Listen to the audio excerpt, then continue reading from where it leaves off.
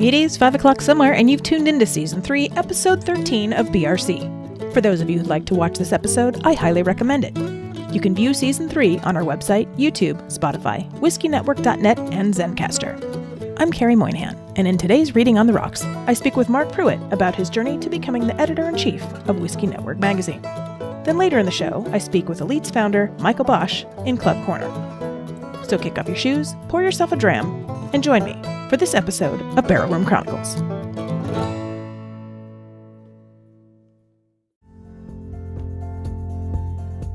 Unleashed Coffee is a farm-to-cup adventure like no other. Step into a world where exceptional flavors, tantalizing aromas, and rich mouthfeel take you on a journey from your kitchen to the picturesque coffee plantations at origin. At Unleashed Coffee, we believe in fostering connections between coffee lovers and the hardworking farmers behind each bean.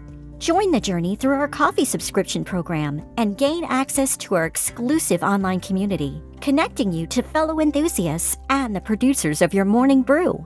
To help you extract every nuance of flavor from our beans, take part in our on-demand coffee brewing courses right in the comfort of your own home. If you are seeking B2B coffee solutions that go beyond just beans, our comprehensive wholesale packages cater to the diverse needs of mobile carts, farm stands, restaurants, cafes, retail shelves, and more. Look no further than Unleashed Coffee to quench your thirst for quality coffee.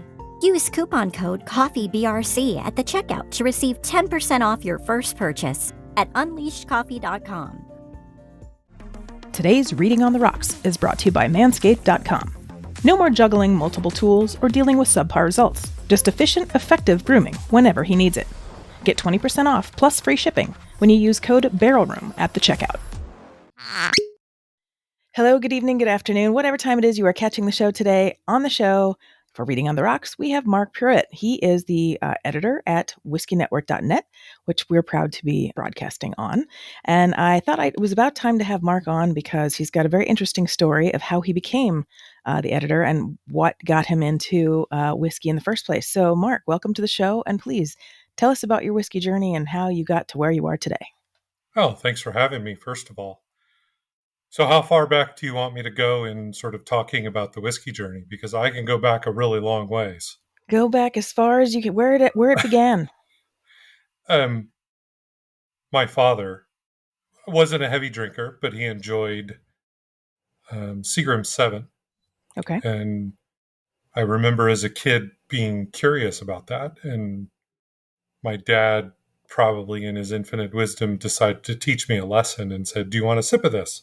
So sure, I took a sip of that, and you can imagine how disastrous that was. Probably, yes. As a kid, so I probably didn't get into a lot more trouble with that type of a thing for a very long time. But, my story is something that I encounter with a lot of the guests that we have at Whiskey Network, where it's adolescent things that you do to get a hold of, somehow you manage to get a hold of liquor, and you have those parties where you say you're at a friend's house spending the night, but you're really dying of alcohol poisoning in a field. Is that the meme that's going around? But that's actually true. I think fast forward to when I finally got out of college, I met a friend, and we figured out that we shared a mutual love of whiskey. And it was sort of a race to the bottom from there because we both loved Jack Daniels. And we spent a lot of time, exploring that culture. Over time, the arms race escalates, right? Because it's, hey, try this. Oh, try this. And I think it was a bottle of Booker's that I was gifted as a birthday gift that really turned the tide, and it made me think about, wow, this is something that I really, really want to explore more. Now, the actual moment that cemented everything for me was Glenmorangie 18. That's a good one. That's a very good one. And I'm talking about the older expressions, the vellum labels, the off-white labels, the old school ones when they had the Madeira finish and the Portwood finish Mm-hmm. from way back in the day. Took me a long time to finish that bottle, but that's really, really, that wasn't the tipping point, but that was definitely one of the high points of my whiskey journey. Fantastic. And how long ago do you think that was? Should I say? Because I'm probably giving away how old I am. It was probably 20, 25 years ago that actually Okay. happened. It was probably the mid to late 90s when I think the place is actually still there on the west side of Los Angeles, but that's where I bought that bottle. And that bottle stayed with me for a very long time. I think I finished that bottle off when my kids were teenagers. Oh, So wow. yeah, it stayed with me for a long time. It got to the point to where every year I would have a sip of it on my birthday because it was that good, and I just wanted to Savor it. prolong. Yeah, I wanted to make sure it stayed with me for as long as possible. Wow, that's some good willpower for a bottle you like. I Well, don't know I if I drink a could. hell of a lot of other stuff in between, so Well, there you go. Yeah. yeah. So, are you from Los Angeles originally? I am. I'm a California native. I was born in Nice. West Covina, born and raised here. Went to college here. Haven't left, much to the chagrin of my parents and probably a lot of other people. I'm Did your staying. parents leave? Yep. No, they're still here. Oh, to the chagrin, and they're still here. Love it. So, when you were on your whiskey journey as a taster, as a person who enjoys it, when did you start doing things more professionally with it? Or was WhiskeyNetwork.net the first thing that you did that was so, more? so our resident artist at Whiskey Network is the one who invited me to the Facebook group where the magazine spawned out of, and that's WBSE, Whiskey Bourbon Scotch Enthusiast, which was um, the brainchild of Chad Cadden and Bill Varnell. Bill Varnell is the publisher of Whiskey Network, and she knew that I liked whiskey. She knew that I had posted about it quite often, so she invited me to the group, and I thought, I have found my people. And talking about whiskey and posting bottle shots in exotic places and exotic poses was something that was very alluring, and I went down that rabbit hole quite a bit. So one day Bill posted and said, "Hey, we're looking for writers." And a couple of times I had tried to go down the rabbit hole of connecting music and whiskey. And this was kind of in the days where Facebook was clamping down on music rights. You remember back in the day when you had to say on videos, I don't own the rights to this music, because they would strike the video. I don't know if you still have to do that or not, but music is so well integrated into videos on Facebook now, anyways, it probably doesn't matter much. But um, he I had was to do very, that for my father's memorial video because we yes. used an Elvis Presley song, Mhm. and I was like, "Come on, guys, it's a memorial video." Exactly. Like, So originally, he was sort of very reticent about my idea of, hey, I want to explore whiskey and music together. So I lied through my teeth and said I wanted to join Whiskey Network magazine and I wanted to write food recipes. I wrote one food recipe, and I wrote one article about the ghost town of Bodie and Frontier whiskey. And in the meantime, I was furiously working in the background to find someone to interview. And Bill kind of knew this, and he threw me someone who was in the group, Illy Ferrati. He is the bartender for Fiore d'Italia up in Anchorage, Alaska. Consistently ranked one of the best whiskey bars. They have a whiskey wall, and it's a world famous place. People come from all over the world to see that. And he said, you should interview that guy. So I interviewed him, wrote my first interview, and was still working on getting another interview. And at the time, there was a program that was coming out on Apple TV. Ewan McGregor, the movie star, and his best friend um, is a gentleman by the name of Charlie Borman. Charlie Borman is a world renowned adventurer. He rides motorcycles, he climbs mountains, he does all kinds of interesting things, and he is the son of movie director John Borman. So I sent something to his press people and said, "Hey, I know you've got this thing coming out. I write for the Whiskey Network. Would you like to do an interview?" And to my surprise, they said yes. And I had no idea what to do next. I was scared to death and had absolutely no experience doing something like this. So I did what any normal person would do, as I just began researching how to steal stuff. So I would go look at People magazine, I would go look at Entertainment Weekly, Rolling Stone, and I went and stole bits and pieces of the interview, and that's how I learned. And look, I think my first 4 interviews were pretty awful. 8,000, 9,000, 12,000 words. I hadn't discovered the magic of editing.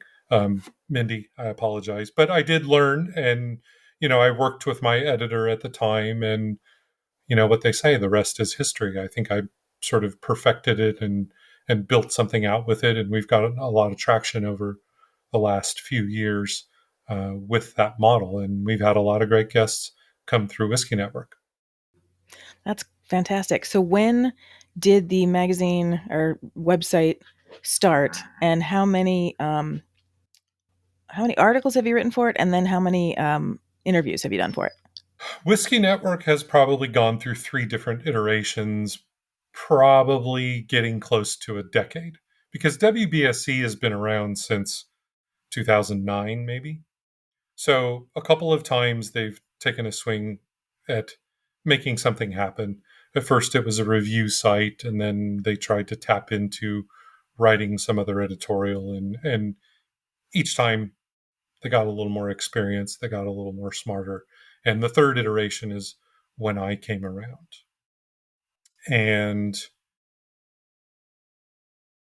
that's when we really started to lean heavily into the idea that we were tapping into the lifestyle of whiskey. So it's not just whiskey proper, it's not just tasting whiskey, it's the idea that whiskey is connected to many different things. It's connected to cigars, it's connected to food.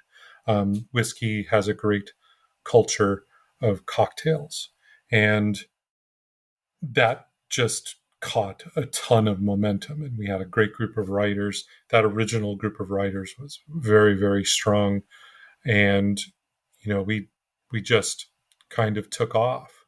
The last time I checked, I've got well over 40 interviews in the can, and probably 40 is probably a great number to throw in some of the editorial articles that I did. In the beginning, I did a lot more of the editorials and kind of maybe a little bit of the satire.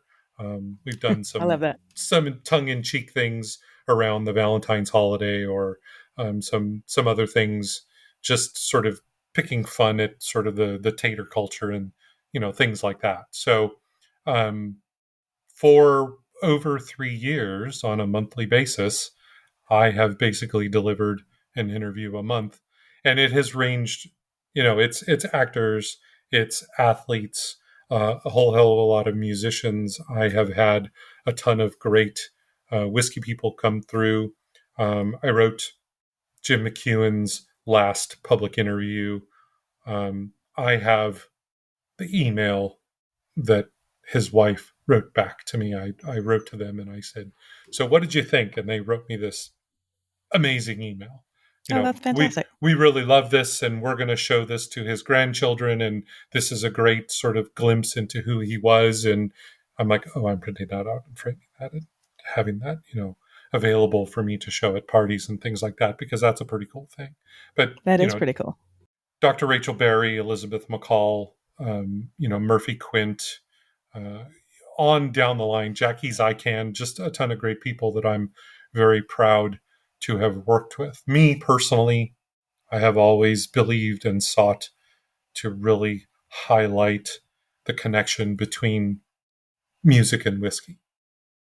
And hey, I'm an old school metalhead, and it's always great because I've been able to sort of point at the bands that I always loved and go, hey, any of you guys drink whiskey? And people keep saying yes. So I keep writing those interviews, and it has been an amazing journey, and it has been very rewarding for me. as you know, I was in the Facebook group for a while, and then apparently I got kicked out because I posted some, please watch my podcast, and that's a It was no-no. a misunderstanding. I thought we made amends for that. Yeah. No, so I'm back in. I'm back in now, Good. which is great. So out of all the interviews you've done, what was the most surprising guest that you were able to get that you thought, I'm never going to get this person? Well, since I actually just saw a social media video of her, Alicia Witt, who was in the original Dune as Paul Atreides' little sister. Okay. She's an actress and she's been around Hollywood for a very long time. She's really great friends with the folks at Angel's Envy. And somebody Okay. said, "Hey, Mark, she posts pictures about whiskey." And I knew that she had a book coming out. And she's never going to agree to this. And they came back and said, "Sure."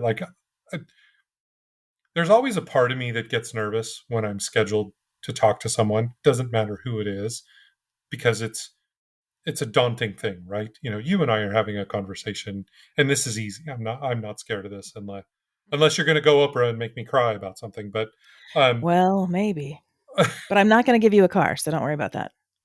damn it, interview's over. That's it. I'm done. I was promised a car.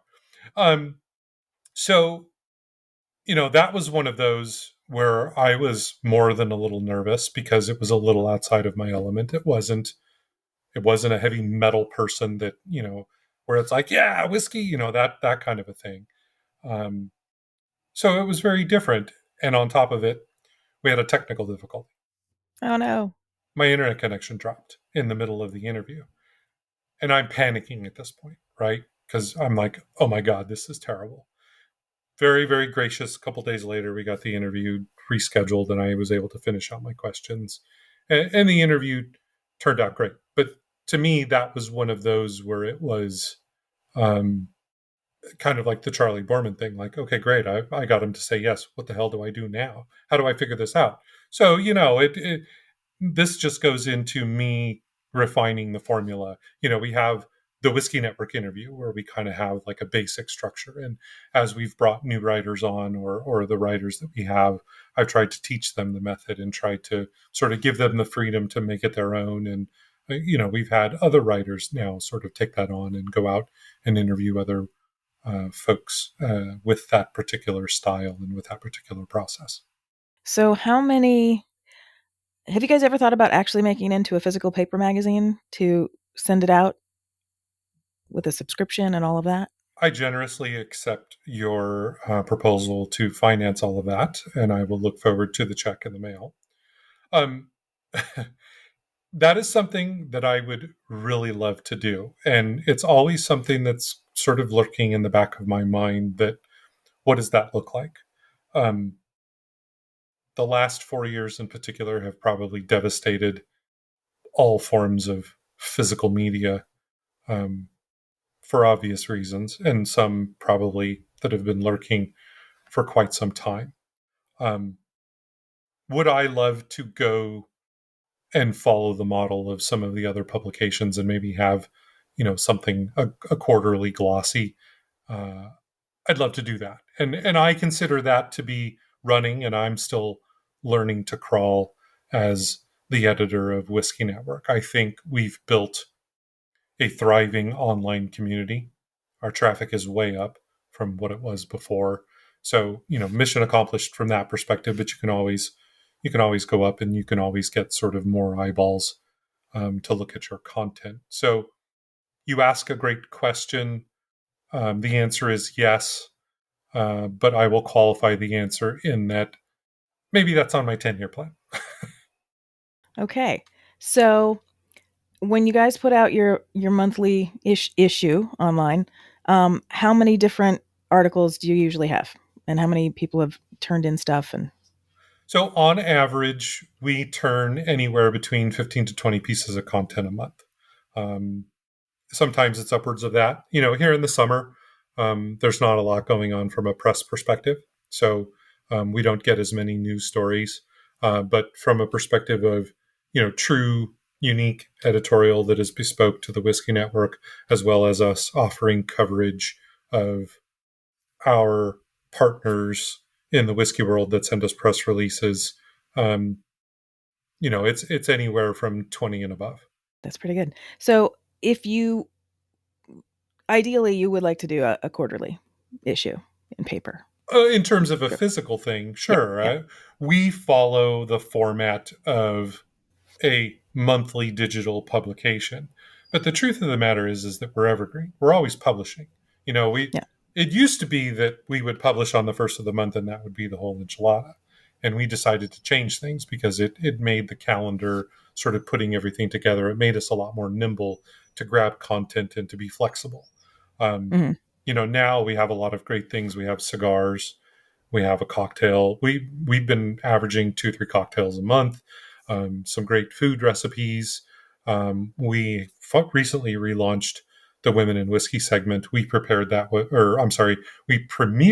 with Dr. Rachel Berry.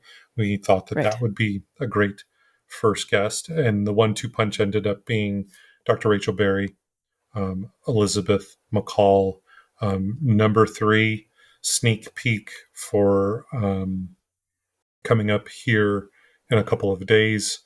Jackie Thompson from Ardbeg is going to appear. Oh, nice. So Nice. I'm extremely happy with our opening salvo in reviving that particular segment. So, this has very much been a labor of love. We're all enthusiasts who love whiskey on many different levels. We all put in a lot of our own time outside of our day jobs to make this happen. So Bill and I have been very adamant about a slow and steady growth pace. So, moving into a year on the WordPress platform and moving into about probably 15, 16, maybe 18 months of me being the actual editor behind the scenes,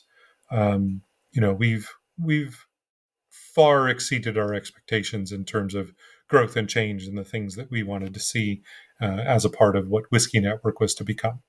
That's great. So on your way to becoming the editor, did you have any, were you working on any other magazines or anything in your day job previously, or was this a whole new experience from the get-go? So I am a homegrown talent with Whiskey Network. Whiskey Network has been, my one sort of true love in terms of whiskey media. Bill, if you're listening, please turn it off and I'll tell you when to come back. I did try and knocked on a lot of doors to freelance for a lot of other whiskey publications. Zero interest. And, I say that somewhat tongue in cheek, but it's a tough business to get into that, right? It and is, yeah. why not play where Whiskey Network wants me to continue doing what I'm doing? And quite honestly, I've built a great framework for myself. And, we have publicist contacts that are now sort of coming to us and saying, hey, would you write about this? And so Yeah. why stop? I think Right. it's a great process. I am a contributor to a couple of music only publications. So I Okay. dabble a little bit here and there in that particular space. Music was always sort of my first love, and whiskey is a close number 2. And they fit together very nicely at Whiskey Network, but I find it very enriching to write about music. That's great. And do you know how many, what your average views are online, or is that proprietary and you can't discuss? Millions. No, we keep numbers pretty close to the vest. I will tell you this. We started here and we've grown to here. I'd certainly like to get us bigger. At the moment, for me, I am comfortable with the traffic that we've generated. I think a very critical piece of the puzzle is continuing to build credibility in the industry. Yeah.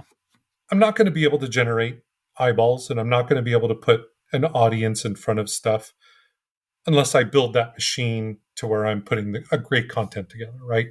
We've got a writer, Coulter Stevenson, who's one of my favorite writers of the new group that we have, and he came up with something that's called Dice and Drams. He talks about board games, RPGs, and he pairs it up with the whiskey. Have you guys done the board game Distilled?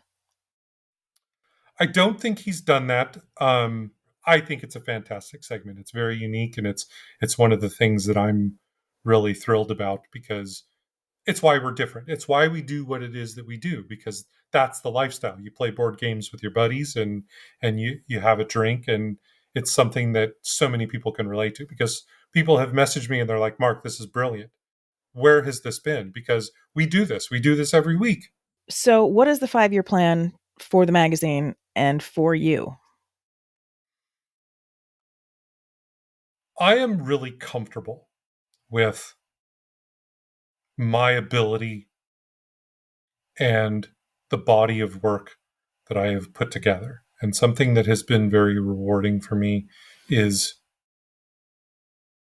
I manage teams in my day job. So managing a group of folks who write for a online whiskey publication is a little different, but I find some of the same stripes to be just as fulfilling. And I'll tell you that the midterm, I think for the next 2 years, we've got some content migration that we need to do, but it's continuing to develop writers. Not that we have bad writers, but I think it's continuing to breathe life into the identity of what Whiskey Network is. I'll give you an example. We have a core group of individuals that are very instrumental in making the magazine operate. Thank you, Genevieve. Thank you, Brian. And without them, we don't get off the ground. We have this eternal battle. Mark, I found a typo. Okay, go and fix it. Mark, this photograph isn't 100% on point. Judgment call. Leave it as it is, or go and change it. I think that there is something that's very essential to the identity of Whiskey Network. That, number one, we are an underdog. Number two, the very lifestyle of whiskey. Bourbon, American bourbon. Why do you drink American bourbon? Because it has that rough edge, right? You feel the burn. Why do you drink Jack Daniels? Why do you shoot Jack Daniels? Or, whatever it is, right? That's the hallmark of American bourbon. There's a rough edge to it. And I think that that's appropriate for Whiskey Network. I believe, look, I'm not making mistakes on purpose. I don't want to put crap out there. I'm not loosey-goosey with it. But I think some of those things contribute to what our identity is. I think it makes us real, and it makes us relatable. Coulter Stevenson, Dice and Drams, his work is brilliant. It's a brilliant connection, but it's very real. It's very down to earth. It's something that you can relate to when Genevieve or when someone else is submitting a food recipe, or Jim wrote cocktails for us for a very long time, or Vicky has come on recently. When they make cocktails, we're very conscientious about the materials. Don't go get this. Don't put like ultra rare bitters in that you have to go, drive 200 miles to the store to go and find this thing. Make it so you can have something that you can just go and grab off the shelf, and you can make this in it, and you can make it very interesting.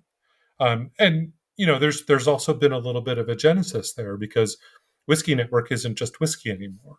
I interviewed the bass player from Taking Back Sunday, the band, and he's a tequila guy, tequila and mezcal guy. So we've branched out into that. Recently, we worked with S.J. Jones, who is a member of a new metal band and is associated with also the new metal band Keri, all female led.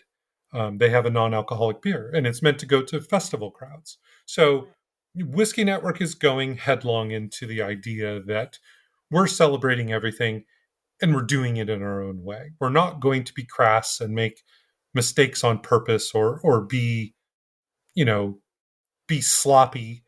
But we recognize that in this labor of love, there's some rough edges to it. And we're willing to fix what we need to fix from that perspective. But I'm betting big on the idea that that makes us appealing to more of the masses. I don't want to be Whiskey Magazine because that already exists. Right. And that's sort of the refined kind of pinkies out thing, which is great. You know, I love a good single malt, and I'll put my pinky out for the best of them, and that's wonderful. It's a part of the whiskey culture, and I am truly not making fun of it. But that's not who we are, because that seat is taken. So I'm making my own seat. Sounds like me, but in the podcast world. I want to be or like video you. world. Absolutely. So, well, Mark, it's been a pleasure having you on the show. It was great to hear your journey and to hear, kind of the overall roundabout of the Whiskey Network. And I'm proud to be airing on the Whiskey Network. I just can't wait to see how things grow for both of us in the next few years. I think it's going to be great. You are an amazing partner, and you have Oh, pushed us into some different directions that we hadn't considered before. And, you know, from me to you, for our developing relationship and for us, you know, becoming better acquainted, you know, hats off to you for really pushing. You know, I know that we didn't understand what to do with you at first. and you I know, think my parents said that. No, I'm just kidding.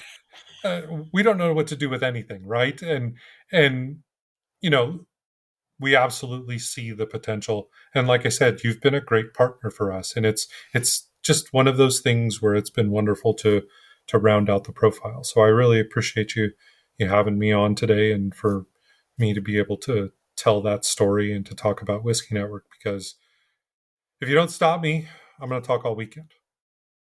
All right, well then I'm going to stop you because we have another guest coming up here shortly. But Mark, as I said, it's been fantastic talking with you, and we should get together for that game and drink night soon. It's on. Club Corner is up next. Stay with us. Sizzle alert. This summer, let the only thing smoking at your barbecue be the grill and not your man's grooming game. Get ready for the ultimate cookout season with Manscaped.com. Whether he's flipping burgers or cannonballing into the pool, make sure he looks neat with the Performance Package 5.0 Ultra. The star of the show is the Lawnmower 5.0 below-the-waist trimmer. It's got wireless charging, it's waterproof, and thanks to their advanced skin-safe technology, it's really smooth. The kit also includes the Crop Preserver deodorant and the Crop Reviver toner spray. Another popular item is the Weed Whacker hair trimmer. Gentlemen, keep your ears and nose hairs in check, and the women will love you for it. Whether you need grooming tools for your face or body, or just need the best in men's body care products, Manscaped.com has everything you need. Go to Manscaped.com and use code BARRELROOM to get 20% off your order today. That's BARRELROOM for 20% off. Today on the show, I have Michael Bosch, straight out of Vegas. I met him online in one of my many groups that I participate in, and learned about his club, The Elites, which we will talk about here shortly. And also some more background about Michael and his entrepreneurship, we'll say. And so welcome to Club Corner. And Michael, thanks for coming on the show, and welcome. Thank you for inviting me. Yes. So as you probably know, we always start out asking our guests about their whiskey journey. So when you were a wee little lad, did you ever think that you were going to be this involved with whiskey? And how did you start with your love for whiskey, and how did you get to where you are today? Well, I kind of did. I grew up in southwestern Pennsylvania, home of the Whiskey Rebellion, though not much is made there anymore. In the last few years, there's been a resurgence, but my grandfather, when I was little, used to give me little sips of beer out of a beer cap and little sips of whiskey. So it's kind of when it started at like 2 years old. And then, and then in about 2001, I joined the hospitality industry and human resources. So for some reason, the food and beverage guys were always inviting the HR guy down to tastings. So great. I've been in it for a while. Very nice. Okay. So let's talk about the Elites. Like, this is a club that you formed. How did it come to be, and what happens in this club? Well, I do fundraising for scholarships that are handed out in the name of my stepdad, who passed away in 2020. So he was a fire chief, and the elites were another group that I ran. In another group that I ran, the people who donated a lot of money to those fundraisers. So we split off into another group where we could kind of be closer together and not get like drowned out by the all the other posts in a former group I managed. And that kind of turned into, okay, hey, I want to start a whiskey brand. I want to do something other than an HR during the pandemic. And so that group kind of began to become a place where I can test stuff, continue to raise money, provide them access to various barrel picks that I wanted to do. And I kind of used it as a way to give back to the community still, and then practice and hone in on my blending and single barrel pick skills. Okay. So when did you decide, well, it sounds like anyway, that you want to start your own distillery or whiskey brand? So tell me, when did that idea come into play, and where are you in that process? It probably came in to play during the pandemic. My stepdad died in 2020, not due to COVID. He died of liver cancer.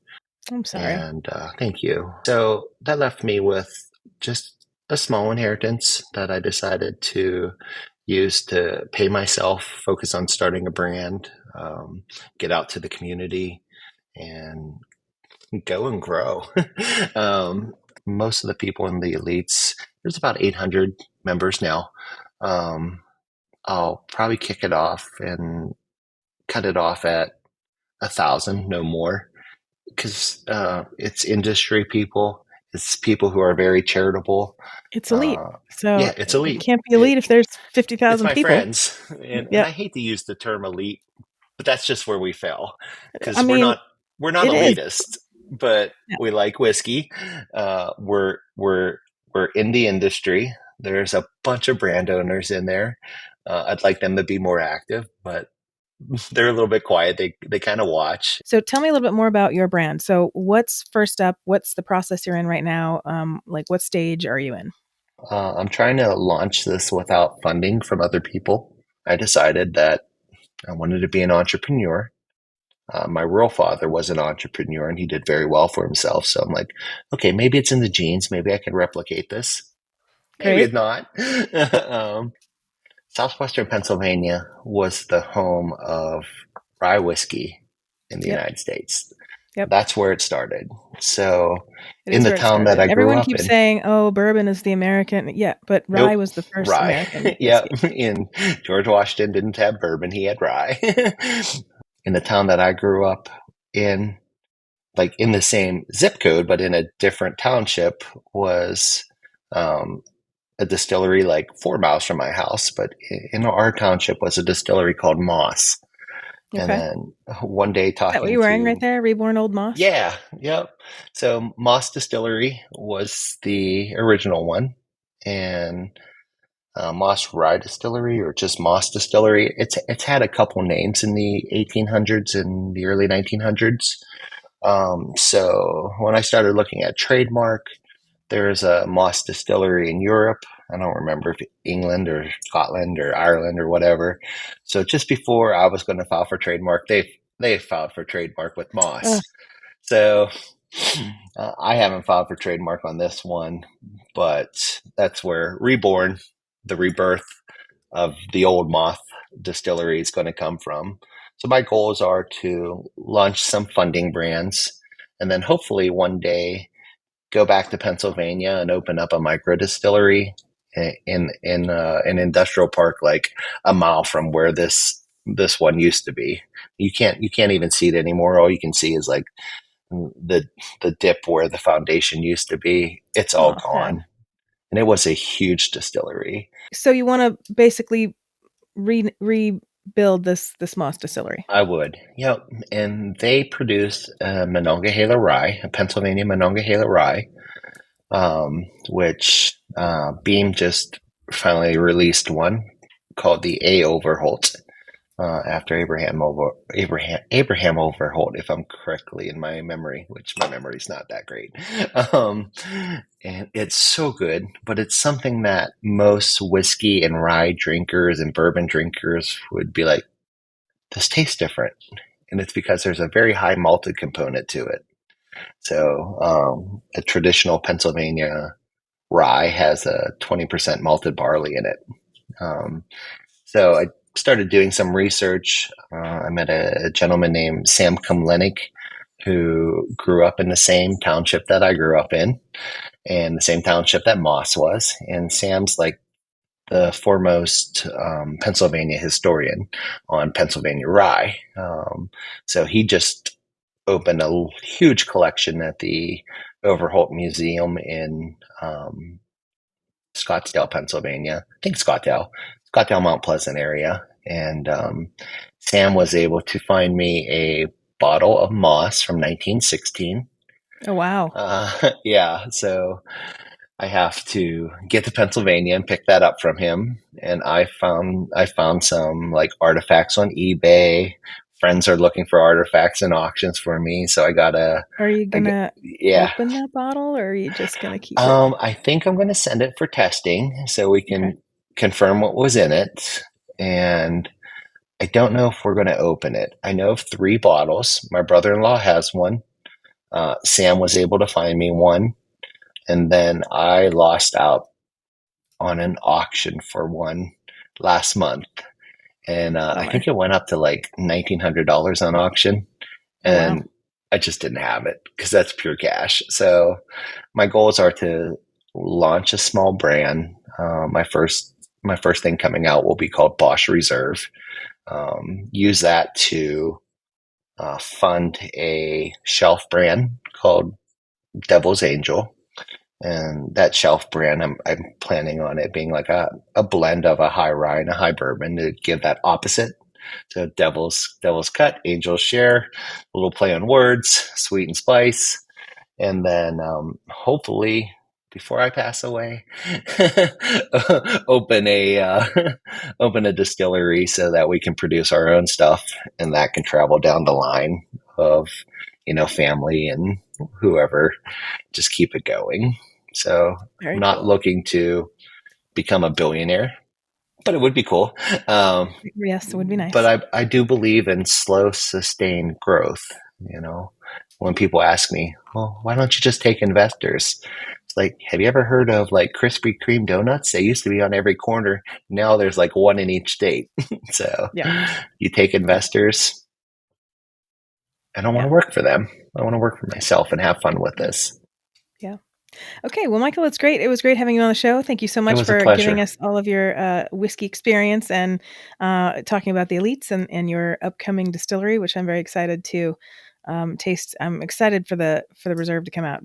Thank you. You have the label now. The label's going through the TTB process. Is that label's going through the TTB process. So we're probably going with a felt label. So a little bit of luxury there. And it will hopefully launch within 2 months or so. Great. I appreciate you. Thank you for bringing me on. Oh, yeah. Good luck with all of your ventures, and I hope everything turns out.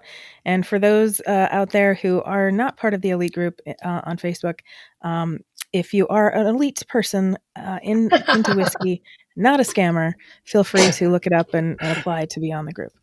Correct. So. Just reach out to me. We'll put you through an interview process, a grinding interview process. So thanks, Keri. All right. Thank you, Michael.